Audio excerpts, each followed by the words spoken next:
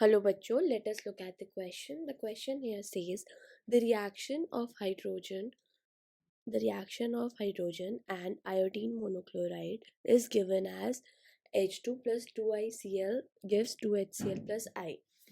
This reaction is of first order with respect to H2 and ICl. Following mechanisms were proposed.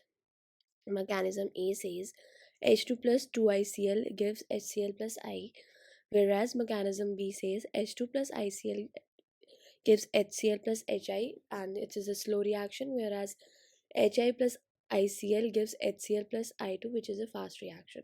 Which of the above mechanisms can be consist with the given of information about the reaction? तो हमें यहाँ पे reaction दिया था between hydrogen and iodine monochloride और कहा गया है कि ये एक फर्स्ट ऑर्डर रिएक्शन था with respect to H2 and I। तो हमें दो मैकेनिज्म गिवन है, बताना है कि कौन सा मैकेनिज्म इस कंडीशन को सेटिस्फाई करेगा कि ये फर्स्ट ऑर्डर रिएक्शन है। सो अगर हम यहाँ पे देखें तो हमें एक चीज़ पता होती है कि रेट ऑफ रिएक्शन कैसे पता चलता है। रेट ऑफ रिएक्शन पता चलता है स्लोएस्ट स्टेप से, वो पता चलता है स्लोएस्ट स्टेप जो होता है। और रेट ऑफ रिएक्शन का फॉर्मूला क्या होता है, इक्वेशन क्या होती है, R इज इक्वल टू के ए की पावर 1 बी 1। अब ये ए की पावर 1 बी की पावर 1 का क्या मतलब है कि दोनों ही जो भी मॉलिक्यूल्स इन्वॉल्व है उनका सिर्फ एक एक मोल ही होना चाहिए।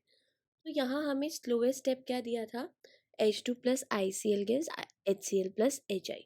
सो यहाँ पे H2 कितना है, कितने मोल है इसके, एक ही है, और ICl के कितने मोल है, वो भी एक ही है। क्या यानी कि दोनों का एक एक मोल ही इन्वॉल्व है, और ये स्लोएस्ट स्टेप है, यानी कि ये सच में स्लोएस्ट स्टेप है और ये रेट ऑफ रिएक्शन को डिटरमाइन कर देगा। तो कौन सा मैकेनिज्म इस कंडीशन को कंसिस्ट करेगा, वो है मैकेनिज्म बी, क्योंकि यहाँ पे स्लो रिएक्शन में एक एक मॉलिक्यूल इन्वॉल्व है और ये रेट को डिटरमाइन करते हैं। तो हमारा राइट आंसर होगा option A, that is B only.